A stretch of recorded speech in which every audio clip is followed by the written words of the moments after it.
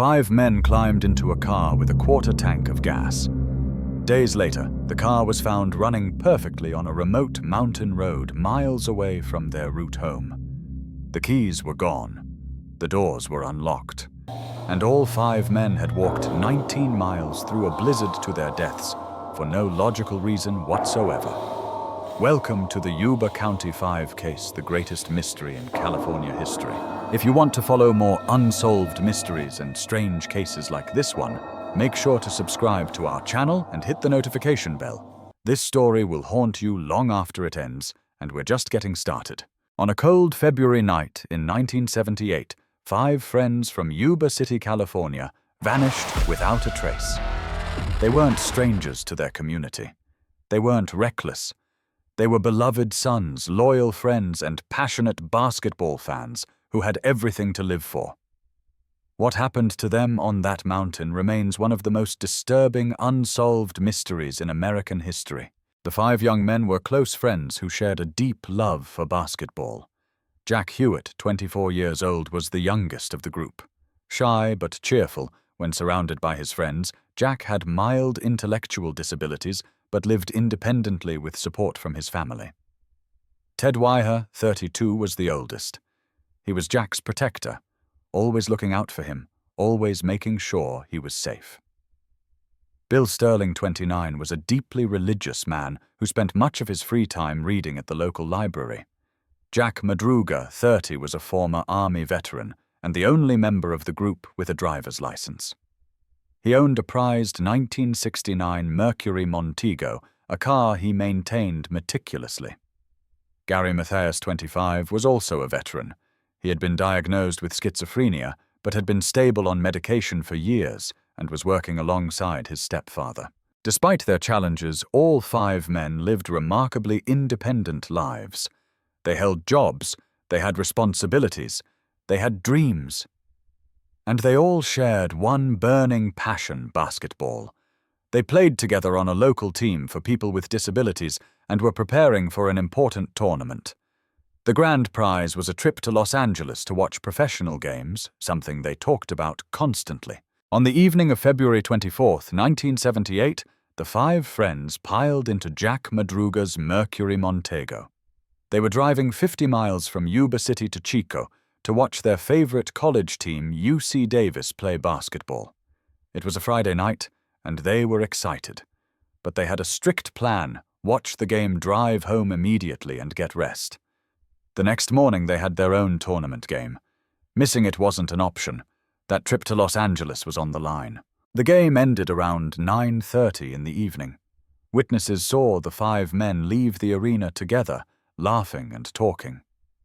At 10 p.m. they stopped at a convenience store in Chico. The store owner remembered them clearly because they arrived just as he was about to close. They bought snacks, milk, and soda. They seemed happy. Normal. There was nothing unusual about their behavior, nothing that suggested anything was wrong. That was the last confirmed sighting of the Yuba County Five alive. When the men didn't return home that night, their families knew immediately that something was terribly wrong. These weren't irresponsible young men. They didn't stay out late. They didn't break promises. By the next morning, when none of them showed up for their tournament game, their families contacted the police. A massive search began, but there was no trace of the men or Jack Madruga's Mercury Montego.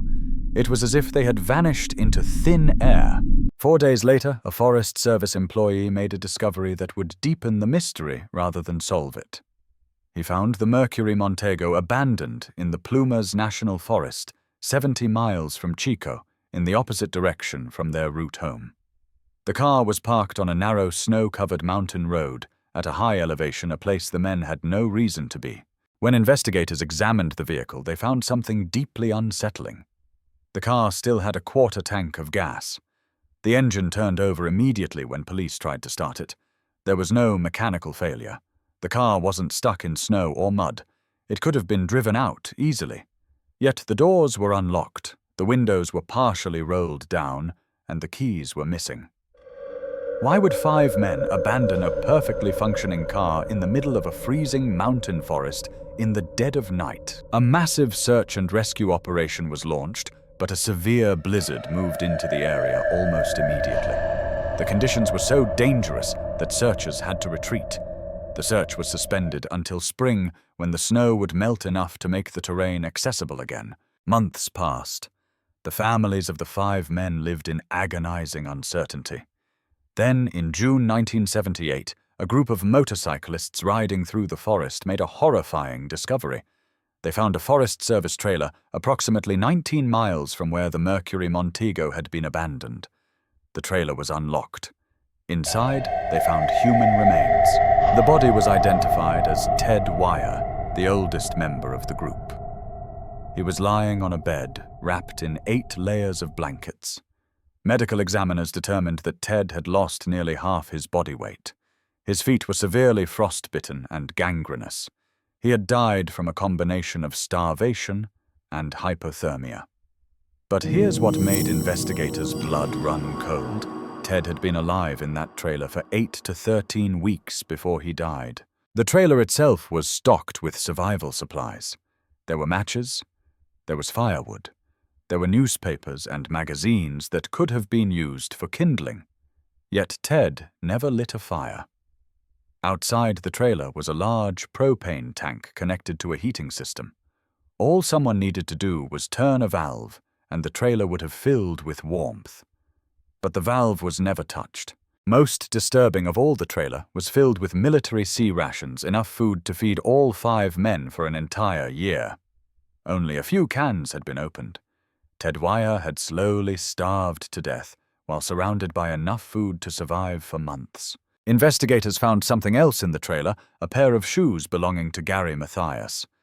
Gary, the Army veteran who should have known basic survival skills, had been there, but his body was nowhere to be found. He had simply vanished. As the snow melted, searchers found the remains of the other members of the group. Jack Madruga and Bill Sterling were discovered about 11 miles from the Mercury Montego. They had died from hypothermia. Their bodies had been partially consumed by wild animals. Jack Hewitt's remains, reduced to skeletal fragments, were found about 2 miles from the trailer. Gary Mathias was never found. To this day, there has been no trace of him, not a single clue about what happened to him or where he went. The evidence created a picture that made no sense. 5 men abandoned a working car and walked 19 miles through deep snow in freezing temperatures. They were inadequately dressed for winter conditions. They had no survival gear. Yet they somehow made it to a Forest Service trailer that offered shelter, heat, and food.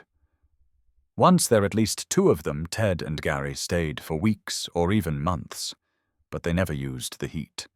They barely touched the food, and one by one they died. The paradoxes in this case are staggering. Why did they leave the car in the first place? The Mercury Montego was running perfectly. It wasn't stuck. They could have driven out of there at any time. Why did they walk 19 miles through a blizzard instead of staying with the car or driving back to civilization? These men knew they had a basketball tournament the next morning. They knew their families would be worried. What could possibly have compelled them to make such a catastrophic decision? And the trailer itself presents even more disturbing questions. Why didn't Ted light a fire when he had matches and fuel? Why didn't he turn on the propane heater? Why didn't he eat the food that surrounded him? Medical examiners found no evidence of physical restraints. No one had tied him up or prevented him from accessing the supplies. He simply sat there, wrapped in blankets, and slowly died while rescue was as simple as turning a valve or striking a match. One hypothesis is that someone or something frightened them so badly that they fled their car and ran into the wilderness. But what could terrify 5 grown men enough to make them abandon safety and walk to their deaths? There were no signs of violence at the car, no evidence of a struggle, no indication that anyone else had been there. Another hypothesis focuses on Gary Mathias and his schizophrenia. Some investigators wondered if Gary had stopped taking his medication and experienced a psychotic episode. Perhaps he convinced the others to leave the car to walk into the forest to distrust the trailer's supplies. But Gary's family insists he had been stable for years. His medication was found at home, suggesting he had taken it as prescribed before the trip. And even if Gary had become delusional, why would the other 4 men follow him to their deaths? Why wouldn't they try to help him or seek assistance? A third hypothesis involves the possibility of toxic exposure. Some have speculated that the men may have been exposed to carbon monoxide or some other substance that impaired their judgment. But there's no evidence to support this theory, and it doesn't explain the weeks Ted spent alive in the trailer. The most haunting hypothesis is that something happened in that trailer, something we may never understand. Ted's shoes were found outside the trailer, suggesting he went outside at some point. Gary's shoes were inside, but Gary himself was gone. Did Gary leave Ted there to seek help? Did he become confused and wander off? Or did something else happen between them, something that ended with Gary fleeing and Ted remaining? Every theory raises more questions than it answers.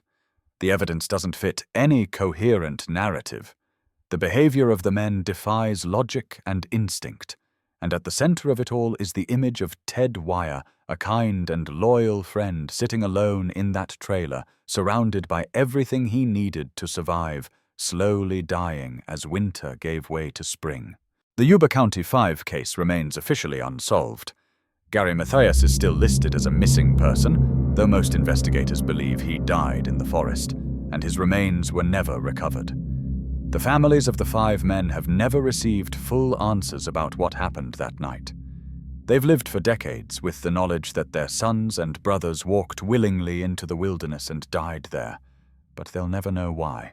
This case challenges everything we think we understand about human behavior, survival instinct, and rational decision-making. It's a reminder that sometimes the truth is more disturbing than any fiction we could imagine. 5 men vanished on a February night in 1978, and though we found their bodies, we never found the answer to the most important question, why. If this case left you with questions you can't shake, subscribe to our channel for more deep dives into the world's most baffling mysteries. And in the comments below, tell us what you think happened on that mountain. Do you have a theory that explains the unexplainable? We want to hear from you.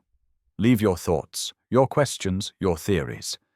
Let's try to make sense of the senseless together. The Yuba County Five deserves to be remembered not just as a mystery, but as 5 real people whose lives were cut tragically short. Jack, Ted, Bill, Jack, and Gary. They were sons, brothers, friends. They loved basketball. They had dreams.